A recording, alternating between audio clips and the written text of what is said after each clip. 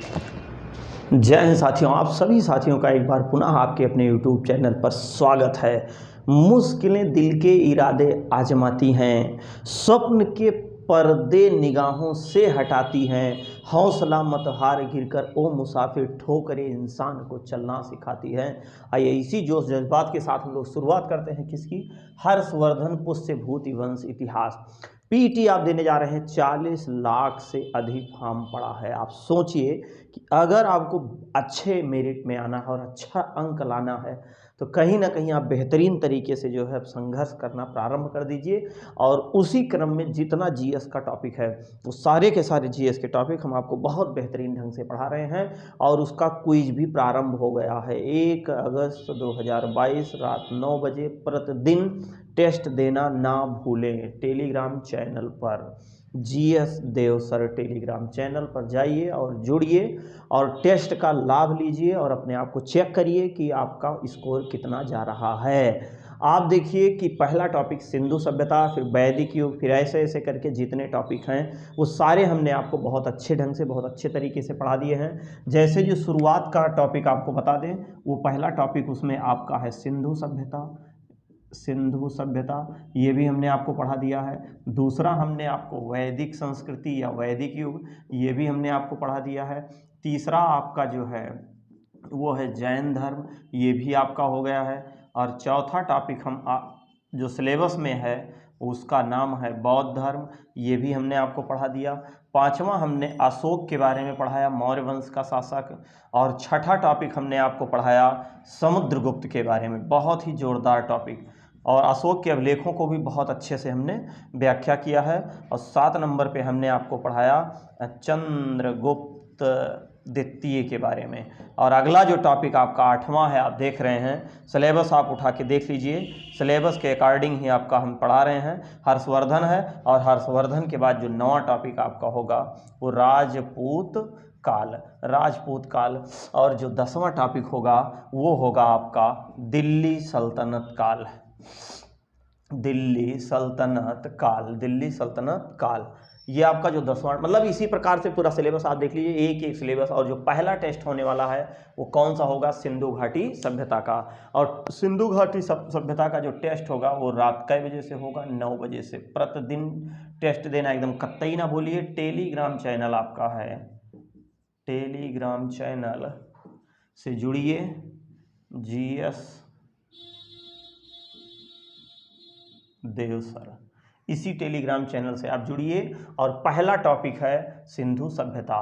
30-30 question का test कराएंगे, 30-30 question, फिर 30 क्वेश्चन इसको भी लेकर के आएंगे, फिर 30 क्वेश्चन आपका इसको भी लेकर के आएंगे। और जब 3-3, 4-4 टॉपिक, 5-5 टॉपिक समाप्त हो जाएगा तो 4-4, 5-5, 6-6 टॉपिक का भी आपका टेस्ट कराएंगे। हम ये चाहते हैं कि आप ज़्यादा से ज़्यादा स्कोर करिए। कोई ज़रूरी नहीं है कि ये आपका पीटी में ही काम देगा। इसके बाद अगर कोई मुख्य परीक्षा आप देने जाएंगे, जैसे लोग लेखपाल दे के आए हैं वैसे और भी तमाम मुख्य परीक्षा आप देने जाएंगे तो वहाँ भी इसकी ज़रूरत पड़ेगी। पुलिस में भी इसका काम आएगा, एसएससी जीडी में भी इसका काम आएगा। अगर आप जूनियर इंजीनियरिंग की तैयारी कर रहे हैं उसमें नॉन-टेक के जो सवाल आते हैं वहाँ आपका काम आएगा।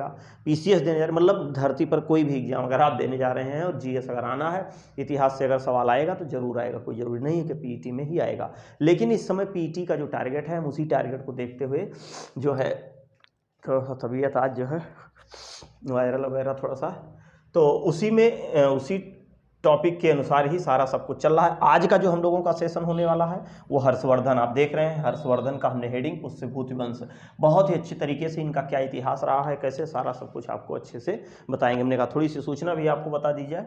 इतने टॉपिक आपके हो गए हैं, हर्षवर्धन के बाद राजपूत, राजपूत के बाद दिल्ली सल्तनत, ये सारे टॉपिक आपके क्रम से ही होंगे। अब इसके बाद जो है हर्षवर्धन की अगर बात करें तो हर्षवर्धन का थोड़ा सा जो जीवन रहा है वो बड़ा कष्टमय रहा है ना। हर्षवर्धन का जीवन बड़ा ही कष्टमय रहा है कि बचपन अवस्था में ही जो है पिताजी का देहांत हो गया, फिर उसके बाद भाई साहब का भी देहांत हो गया। हाँ, हर्षवर्धन की बहन राजश्री जो है उसके पति गृहवर्मा थे, उसकी भी हत्या हो गई। तो कहीं ना कहीं इसका जीवन बड़ा संघर्षमय रहा है। 9, 10, 12 साल की उम्र से ही ये एक तरह से जिस तरह से जिम्मेदारी आ गई, लेकिन हाँ जिम्मेदारी तो आ गई, लेकिन इस जिम्मेदारी का निर्वहन भी इसने भरपूर तरीके से किया, है ना। उस जिम्मेदारी को बहुत बेहतरीन तरीके से निभाया। कहते हैं ना संघर्ष ना तकलीफ तो के खाक मजा है जीने में, अरे बड़े बड़े तूफान भी थम जाते हैं जब आग लगी हो सीने में। तो इसी टॉपिक के साथ हम लोग शुरुआत कर देते हैं। हर्षवर्धन। हर्षवर्धन की अगर बात की जाए तो जो इसके शुरुआती राजा थे, पहले तो ये जान लीजिए पुष्यभूति वंश। पुष्यभूति वंश जो है ये उत्तर भारत में हरियाणा के अंबाला जिले में इसका उदय हुआ था। तो इसके जो जन्मदाता कह सकते हैं उनका नाम था पुष्यभूति। लेकिन उसके बाद जो शासक हुए थे वो कौन से शासक हुए थे? तो पुष्यभूति वंश की स्थापना पुष्यभूति ने ही की थी। लेकिन पुष्यभूति वंश के जो प्रमुख शासक थे, प्रमुख शासकों में नाम आता है सबसे पहले नरवर्मन का। नरवर्मन के बाद आता है राज्यवर्मन। राज्यवर्मन के नाम के बाद आता है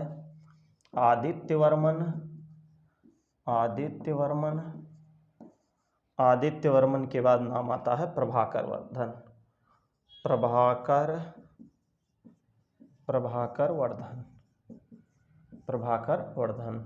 प्रभाकरवर्धन से ही जो है यहीं से ही टॉपिक शुरुआत होती है।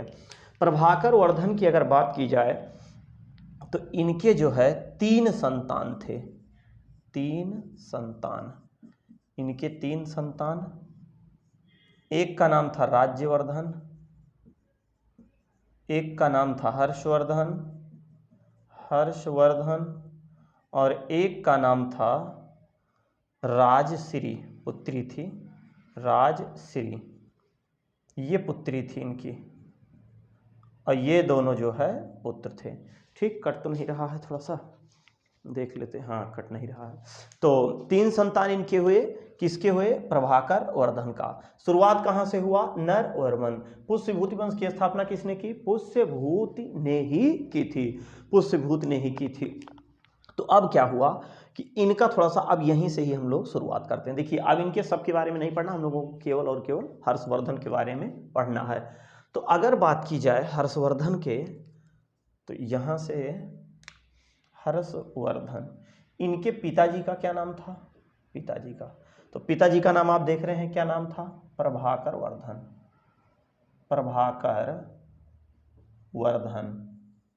प्रभाकरवर्धन। इनकी माताजी का क्या नाम था? यशोमती।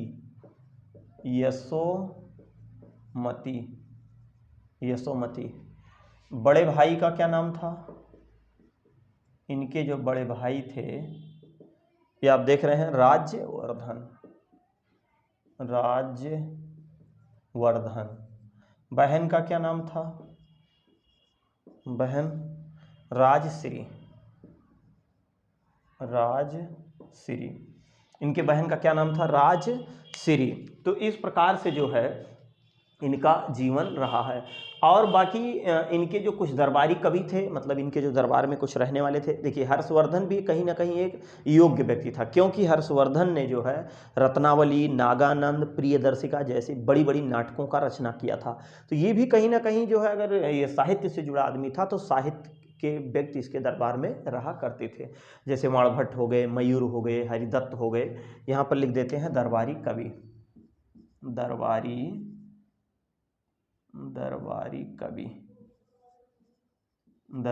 कवि। तो दरबारी कवि में कौन हो? वाणभट्ट सबसे प्रिय है इनके, वाणभट्ट के बाद कौन है? मयूर दत्त, और एक हैं बेचारे हरिदत्त, या मयूर ही लिख सकते हैं, केवल मयूर है। तो इनकी ये क्या थे? दरबारी कवि थे। प्रमुख नाटक इनकी कौन कौन सी थी? प्रमुख नाटक, हर्षवर्धन की प्रमुख नाटक या रचना लिख सकते हैं। प्रमुख नाटक या रचना। पहली रचना का क्या नाम है? नागानंद। दूसरी रचना का क्या नाम है? रत्नावली। और तीसरी का नाम है प्रियदर्शिका।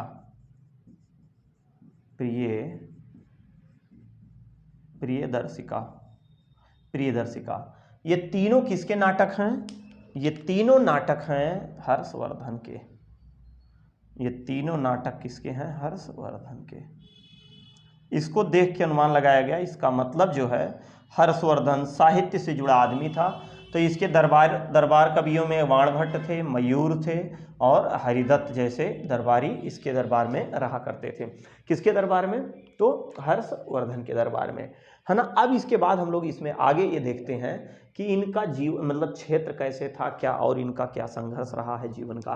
तो थोड़ा सा मैप में हम आपको दिखाना चाहेंगे कि जैसे मान लेते हैं ये है, थोड़ा सा भारत,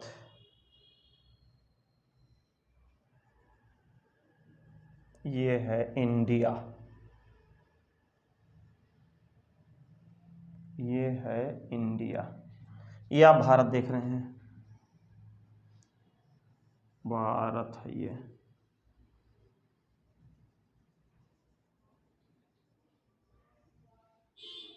ये है इंडिया। ठीक, अब इसमें आप देख रहे हैं कि ये वाला जो क्षेत्र है ये हरियाणा है, ये हरियाणा, ये आपका हरियाणा है। हरियाणा का जो जिला है उस जिले का नाम है अंबाला जिला। कौन सा जिला? अंबाला जिला, अंबाला जिला। हरियाणा का कौन सा जिला है? अंबाला जिला। तो हरियाणा के अंबाला जिले में ही कौन सा वंश बन के तैयार हुआ था, उदय हुआ था जिस वंश का, उस वंश का नाम था पुष्यभूति वंश, पुष्यभूति वंश। और यहाँ पर, यहाँ जो क्षेत्र है ये है आपका कन्नौज का क्षेत्र, ये है कन्नौज, कन्नौज। और ये वाला जो क्षेत्र है ये है बंगाल, बांग्लादेश और पश्चिम बंगाल को मिला के ये आपका बंगाल हो गया। और इधर वाला जो क्षेत्र है ये हो गया मालवा का क्षेत्र, मालवा का क्षेत्र। तो अब हम ये देख लेते हैं कि जो हरियाणा है, हरियाणा के अंबाला जिले में पुष्यभूति वंश का उदय हुआ और पुष्यभूति वंश का संस्थापक पुष्यभूति ही था। उसके बाद नरवर्मन आए, फिर राजवर्मन आए, फिर आदित्य वर्मन आए, फिर प्रभाकर वर्धन आए, फिर इनके 3 संतान हुए। तो प्रभाकर वर्धन से ही ये शुरुआत करते हैं। तो पुष्यभूति वंश की अगर हम बात करें तो प्रभाकर वर्धन से ही हम लोग शुरुआत करते हैं। प्रभाकर वर्धन। अब प्रभाकर वर्धन जो थे वो यहाँ के क्या थे? शासक थे, शासक। प्रभाकर वर्धन जो है ये यहाँ के शासक थे। और कन्नौज का जो शासक था वो किस वंश का था? वो मौखरी वंश का था, मौखरी वंश। मौखरी वंश का जो शासक यहाँ का था उसका नाम था गृहवर्मा, गृहवर्मा यहाँ का शासक था। और जो बंगाल का शासक था ये गौड़ शासक था। कौन सा शासक था? गौड़ शासक। गौड़ शासक का क्या नाम था? शशांक। क्या नाम था? शशांक। और मालवा का जो शासक था इसका नाम था शासक, इसका नाम था देवगुप्त। क्या नाम था? देवगुप्त, देवगुप्त। और उसके बाद क्या हुआ कि ये प्रभाकर वर्धन जो थे इन्होंने अपने पुत्री का विवाह, इन्होंने अपने पुत्री का विवाह किससे किया? गृहवर्मा से, गृहवर्मा से कर दिया, गृहवर्मा से। गृहवर्मा से किसका विवाह होता है? तो इनका जो विवाह होता है, विवाह वो पुष्यभूति वंश के शासक प्रभाकर वर्धन की पुत्री राजश्री से होता है, राजश्री से, राजश्री से होता है। इसी बीच क्या हुआ, जब राजश्री से विवाह हुआ तो ये मालवा और बंगाल ये दोनों जो थे दिमाग लगा रहे थे, क्योंकि भाई अब ये दोनों लोग क्या हो गए, इनकी दोनों लोगों से रिश्तेदारी हो गई।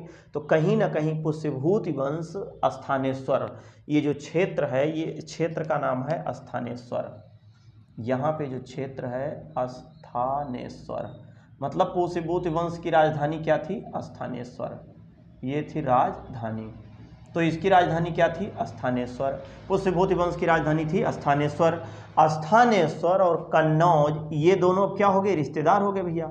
इनका यहाँ जो है रिश्ता हो गया और इनकी ससुराल यहाँ हो गई। तो कहीं ना कहीं दोनों लोग अब संयुक्त रूप से एक मजबूत शासक हो गए। जब मजबूत शासक हो गए इन दोनों लोगों की हालत खराब हुई। ई अलग दिमाग लगा रहा है और ई अलग दिमाग लगा रहा है। ई दोनों ने कहा कि चलो हम लोग सीधे हत्या कर देते हैं किसकी? गृहवर्मा की। आज भी ससुरे दोनों लोग मिल करके और किसकी हत्या कर दिए? गृहवर्मा की। जब गृहवर्मा की हत्या कर दिए तो अब गृहवर्मा की हत्या हो गई। गृहवर्मा की हत्या। अब गृहवर्मा की हत्या किसने की? शशांक और देवगुप्त ने। शशांक और देवगुप्त ने, इन दोनों ने मिलकर के किसकी हत्या कर दी? गृहवर्मा की। अब जब गृहवर्मा को हत्या कर दी भैया राजश्री क्लियर हो गई। तो राजश्री को ये लोग क्या किए? दोनों लोग बंदी बना लिए और बंदी बना करके कारागार में डाल दिया गया। पति की मृत्यु के बाद इनको क्या कर दिया? बंदी बना लिया। अब जब बंदी बना लिया तो सीधे मामला क्या गया? ये बात पहुंची कहाँ? हरियाणा में। तो हरियाणा के स्थानेश्वर में। तो उस समय प्रभाकर वर्धन की मृत्यु हो चुकी थी। प्रभाकर वर्धन का जो बड़ा पुत्र था जिसका नाम था राज्यवर्धन, तो राज्यवर्धन उस समय यहाँ की गद्दी पर बैठा था। जब इसको सूचना मिली कि आपके बहनोई साहब को, मतलब आपकी बहन के पति को गृहवर्मा की ये दोनों मिल के हत्या कर दिए हैं और उसको बंदी बना के जो है कारागार में डाल दिए हैं, तो ये दोनों दिमाग, ई सोच रहा था कि इसको हम कब्जा कर लें और ई सोच रहा था इस पर हम कब्जा कर लें। और भैया अब राजश्री अकेले हैं, दोनों से कैसे कब्जा करेंगे? तो दोनों ने क्या किया? बंदी कारागार में डाल दिया कि ना हमार रहे ना तोहार रहे। उस समय राजाओं का काम क्या होता था? केवल आक्रमण करते थे, पत्नियों को से विवाह करते थे, यही सब काम होता था उस समय। जे रेलवे पुलिस दरोगा जीडी पीडी तैयारी थोड़ी नहीं करना रहता था इन लोगों को। तो जब पता चला किसको? राज्यवर्धन को, राज्यवर्धन ने सीधे आक्रमण किया किसके ऊपर? देवगुप्त के ऊपर, और देवगुप्त की हत्या कर दी। किसने? राज्यवर्धन ने। अब राज्यवर्धन ने देवगुप्त की हत्या कर दी।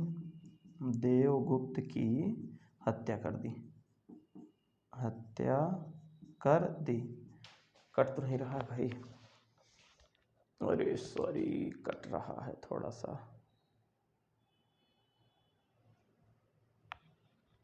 चलिए, अब क्या हुआ कि हत्या कर दिया। तो अब ई दिमाग लगाया, कौन? शशांक। तो बहुत चालाक आदमी था, ई दिमाग लगाया कि मतलब राज्यवर्धन को ये पता था कि देवगुप्त ने ही जो है मारा है इसको। खैर इसको ये भी पता था, लेकिन अब यहाँ से इधर आने में नज़दीक है और इधर जाने में थोड़ा सा दूर है, तो इसने कहा पहले इनको छोड़ दो। तो राज्यवर्धन ने देवगुप्त की हत्या कर दी। जब देवगुप्त की हत्या कर दी तो ये बात किसको पता चला? शशांक को। तो शशांक सोचा अब तो मामला थोड़ा गड़बड़ हो गया है, अब तो इस मालवा की पूरी जितना सेना है वो सब राज्यवर्धन की हो गई है, प्लस ये सेना इनकी, क्योंकि उस समय सेना जो है वो किसी की नहीं होती थी। जो राजा हार जाता था वो खत्म हो जाता था, वहीं जो सेना बचती थी वो अधीनता स्वीकार कर लेती थी। अगले जो राजा जीत जाता था उसकी अधीनता ये लोग जाके स्वीकार लेते थे। तो अब क्या हुआ कि शशांक ने दिमाग लगाया और शशांक ने इनके पास जो है संदेशा भिजवा दिया कि साहब हम आपसे मिलना चाहते हैं और हमें लेकिन बहुत डर लग रहा है, हम आपसे मिलेंगे लेकिन आप जो है अकेले आइएगा। मतलब कहीं ना कहीं जो है चाल चला। उसके बाद शशांक ने अपने साम्राज्य में, मतलब दरबार में इसको बुलवाया, किसको? राज्यवर्धन को। और राज्यवर्धन की इसने क्या कर दिया? हत्या कर दिया। किसने हत्या कर दिया? तो ये शशांक ने धोखे से जो है। अब क्या हुआ कि राज्यवर्धन की शशांक द्वारा राज्यवर्धन की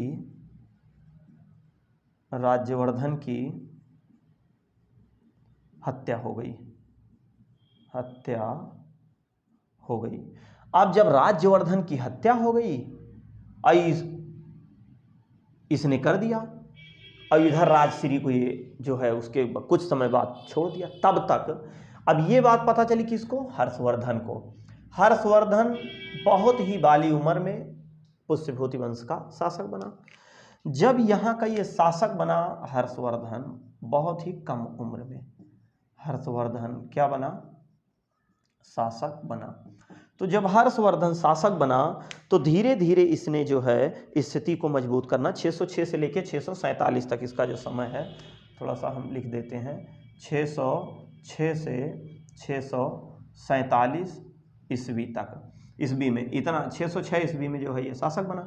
अब इसके सामने दो समस्या, एक तो भाई का बदला शशांक से लेना है और दूसरा बहन को कारागार से मुक्त कराना है। इसी बीच जो है एक व्यक्ति था जिसका नाम था दिवाकर मिश्र, और उसको मांडी भी कहते थे, मांडी या दिवाकर मित्र, मांडी या दिवाकर मित्र, जो बौद्ध धर्म का अनुयायी था। तो दिवाकर मित्र की सहायता से अब जो है इसी बीच शशांक ने राजश्री को कारागार से मुक्त कर दिया। जब राजश्री को इसने कारागार से मुक्त कर दिया तो अब वो सती होने के लिए जंगल में जा रही थी, विंध्य पर्वत के जंगलों में जा रही थी। तब जब ये बात पता चली, उसने सोचा कि कोई मतलब नहीं है, भाई हमारा मार दिया गया, पति मेरा मार दिया गया है, तो अब जीना ठीक नहीं है, कहीं ना कहीं कलंक हमारे ऊपर रहेगा।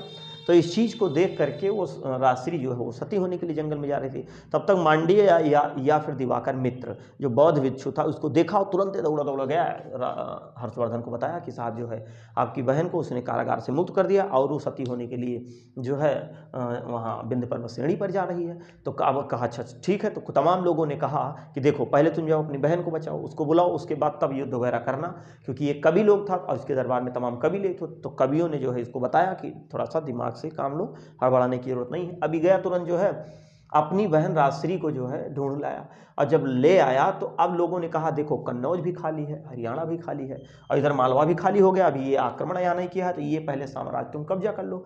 तो इसने क्या किया कि तीनों साम्राज्य को कब्जा कर लिया और अपनी राजधानी स्थानेश्वर से कहाँ स्थानांतरित कर लिया, कन्नौज। कब? अपनी बहन को लाने के बाद।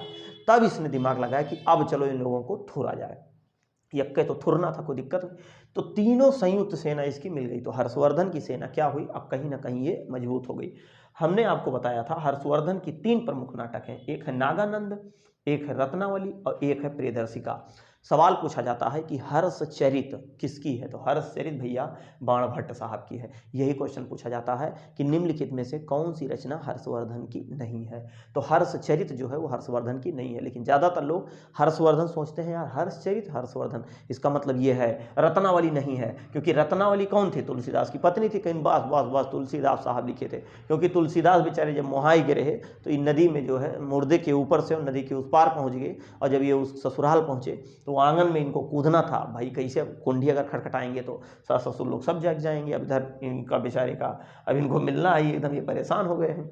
सोचिए उस समय के लोग डायरेक्ट सीधे आक्रमण कर देते थे। अब तो मला ससुरा इमोजिए भेज के काम चला लेता है, लेकिन उस समय के जो लोग सीधे आक्रमण कर देते थे। सांप चढ़ रहा था, लोग बताते हैं कि सांप पकड़ के और ये कूद गए, है ना, फांद गए उस तरफ। तो रत्नावली लेकिन इनका नहीं है, रत्नावली ये जो हर्षवर्धन का है वो रत्नावली जो है तुलसीदास का नहीं है।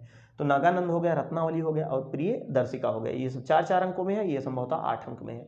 दरबारी कवि में बाणभट्ट, मयूर और हरदत्त थे। बहन राजश्री, बड़े भाई राज्यवर्धन, माता इनकी यशोमती थी, उनके पिताजी प्रभाकर वर्धन। प्रभाकर वर्धन से पहले आदित्यवर्धन, आदित्यवर्धन से पहले राज्यवर्मन और राज्यवर्मन से पहले नरवर्मन। पुष्यभूति वंश की स्थापना पुष्यभूत ने हरियाणा के अंबाला जिले में की थी। हरियाणा वाला आप क्षेत्र देख रहे हैं। इसकी राजधानी स्थानेश्वर थी। स्थानेश्वर से अपनी राजधानी कन्नौज स्थानांतरित कर लिया। किसने स्थानांतरित कर लिया, तो हर्षवर्धन ने। तो अब जब हर्षवर्धन ने स्थानांतरित कर लिया, तीनों सेनाएं इसकी संयुक्त हो गई। उसके बाद ये सीधे आक्रमण किया शशांक के ऊपर और शशांक का सर्वर डाउन कर दिया, इसकी हत्या कर दी। अब इसकी हत्या किसके द्वारा कर दी गई, तो हर्षवर्धन के द्वारा। हर्षवर्धन के द्वारा कहीं ना कहीं इनकी हत्या हो गई। इनका काम हो गया भैया खत्म। यही अब जो है हर्षवर्धन अपने साम्राज्य का विस्तार, उत्तर भारत, मध्य भारत, इधर दक्षिण भारत, लगभग इन क्षेत्रों में पूरा इसका कब्जा हो गया। और इसी के समय में एक चीनी यात्री जिसका नाम था ह्वेनसांग भारत आया। ह्वेनसांग के भारत आने का जो सबसे मुख्य उद्देश्य था वो कहीं ना कहीं जो है बौद्ध धर्म को बौद्ध स्थलों को देखने की लालसा से 629 से लेकर के 645 तक ये रहा, भी आपको बता देंगे। ह्वेनसांग हा से हर्षवर्धन, हा से ह्वेनसांग कहाँ से आया था, चीनी यात्री। किसके शासनकाल में, हर्षवर्धन के शासनकाल में। कहाँ का था, चीन का। तो चीनी यात्री ह्वेनसांग किसके शासनकाल में आया था, तो हर्षवर्धन के। इसका कई नाम है, इसको शाक्य मुनि कहा जाता है, यात्रियों में राजकुमार कहा जाता है, युआन चौंग कहा जाता है, सॉन चौंग कहा जाता है और ह्वेनसांग कहा जाता है। ह्वेनसांग, सॉन चौंग, शाक्य मुनि, यात्रियों में राजकुमार आदि नामों से इसको जाना जाता है। इसकी जो पुस्तक है उस पुस्तक का नाम है सियूकी। सियूकी पुस्तक किसकी है? तो ह्वेनसांग की है।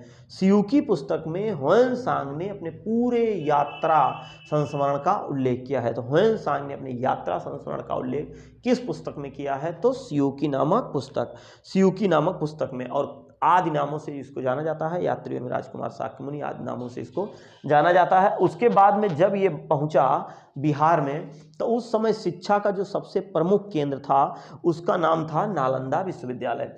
ये आपका बिहार में पड़ेगा। बिहार में नालंदा विश्वविद्यालय की स्थापना कुमारगुप्त के समय में पड़ी थी और जो है बाद में इसको बख्तियार खिलजी ने क्या किया था? ध्वस्त करवा दिया था। जब ये वहाँ पर पहुँचा तो लगभग वहाँ 1.5 साल तक पढ़ा था। अच्छा, उसमें परीक्षा बहुत ज़बरदस्त होती थी, मतलब बहुत टफ होती थी। एंट्रेंस 10-12% लोग पास होते थे, बाकी फेल हो जाते थे, लेकिन ये पास हुआ और ये 1.5 साल तक वहाँ पर पढ़ा। इसका कहीं ना कहीं ये चीनी भाषा के साथ साथ पाली भाषा भी जानता रहा होगा, क्योंकि जब परीक्षा पास की और 1.5 साल तक पढ़ा। और उस समय वहाँ का आचार्य कौन था? मतलब उस विश्वविद्यालय का आचार्य, नालंदा विश्वविद्यालय का जो आचार्य था वो कौन था? तो नालंदा विश्वविद्यालय का आचार्य शीलभद्र था, शीलभद्र था। और यहाँ पर कौन से मतलब धर्म की शिक्षा दी जाती थी? तो महायान की। हीनयान की शिक्षा वल्लभी में, वल्लभी विश्वविद्यालय में दी जाती थी। और महायान की शिक्षा जो है वो नालंदा विश्वविद्यालय में दी जाती थी। और विक्रमशिला विश्वविद्यालय में वज्रयान की शिक्षा दी जाती थी। तो ये आपके बहुत महत्वपूर्ण टॉपिक हैं। तो इस प्रकार इसने अपना पूरा साम्राज्य स्थापित किया, बहुत ही जबरदस्त। नालंदा और सोनीपत से 2 इसकी मुद्राएं मिली हैं। किसकी मुद्राएं? तो हर्षवर्धन की। इसका स्क्रीनशॉट लीजिए, उसके बाद बाकी चीज़ आपको हम नोट कर देते हैं फटाक से। स्क्रीनशॉट लीजिए, तब जो है आगे चलते हैं।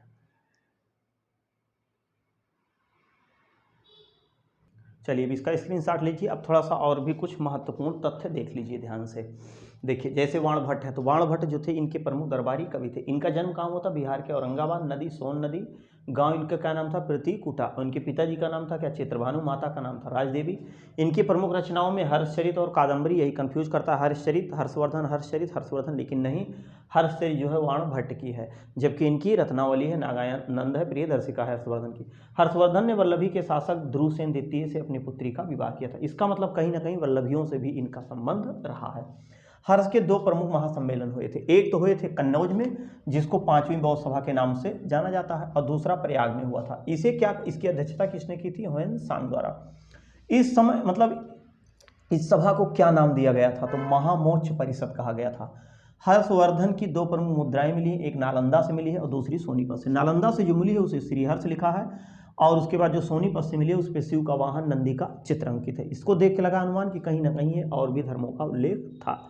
उसके बाद ये मुद्राएं किसकी बनी होती थी? ताबे की। अगला आपका है ह्वेनसांग का इतिहास, 629 से लेकर 645 तक। हर्षवर्धन का जो इतिहास है वो 606 से लेकर 647 तक है। 629 में आया और 645 में ही वापस चला गया। यह एक चीनी यात्री था। इसकी प्रमुख पुस्तक कौन थी? सियूकी। इस पुस्तक में जो है यात्रा वर्णन है, यात्रा वर्णन का उल्लेख किया गया है। और इसने भारत को इंतु नाम दिया। इंतु नाम किसने भारत को दिया था? तो ह्वेनसांग ने दिया था। इसके अन्य नाम क्या है? स्वानचांग इसके हैं। एक नाम है शाक्य मुनि, एक है युवानचांग, एक है यात्रियों में राजकुमारी, क्योंकि बड़ा अच्छा था ये। आया और टहल घूम के अपना पढ़ा लिखा चला गया।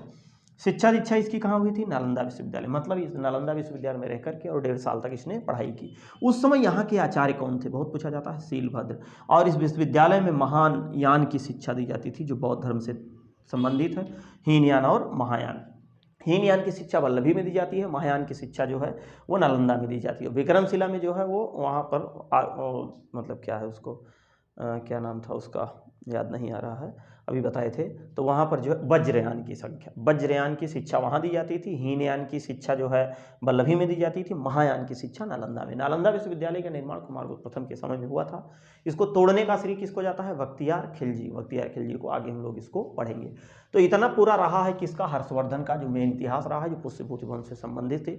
बहुत ही बाली उम्र में, बहुत ही कम उम्र में जो है इसने अपने मंजिल को पा लिया था। कहते हैं कि जीतने का जज्बा हो और हौसला हो भरपूर जीतने का जज्बा हो और हौसला हो भरपूर तो मंजिल तो मिल ही जाएगी, अगर थकना ना हो मंजूर। वही कहा है कि जब चाहा जज्बातों से खेला, जब चाहा दिल तोड़ दिया। हमने भी ऐसे लोगों से मिलना जुलना छोड़ दिया। बार बार आपको हम ये चीज़ बता रहे हैं कि आपके जीवन में तमाम प्रकार की संघर्ष आएंगी, तमाम प्रकार की जो है अचकलें आएंगी। जब जान लीजिए आपका जीवन पूरा संघर्षमय से भर गया है तो कहीं ना कहीं आप सफलता की तरफ जा रहे हैं। कहते हैं कि यूँ ज़मीन पर बैठकर क्यों आसमान देखता है, यूँ ज़मीन पर बैठकर क्यों आसमान देखता है। अरे पंखों को खोल, दुनिया या जवाना आपका क्या देखना चाहती है, उड़ान देखना चाहती है। इसका स्क्रीनशॉट लीजिएगा। जो अगला टॉपिक होगा राजपूत काल होगा, उसके बाद दिल्ली सल्तनत काल। बाकी टेस्ट आप 9 बजे देना कभी ना भूलें। एक बार टेलीग्राम चैनल पर जरूर चेक कर लें कि पेपर आया है कि नहीं, और उस पर आप अपने आप को चेक करिए। इसको नोट कर लीजिए, अच्छे से नोट्स बना लीजिएगा, और आपके कोई सुझाव होंगे तो आप उसको जरूर बताइएगा। मिलते हैं नेक्स्ट वीडियो में, तब तक के लिए जय हिंद, जय भारत, वंदे मातरम। आप सभी साथियों को मेरा प्यार भरा नमस्कार, बहुत बहुत धन्यवाद।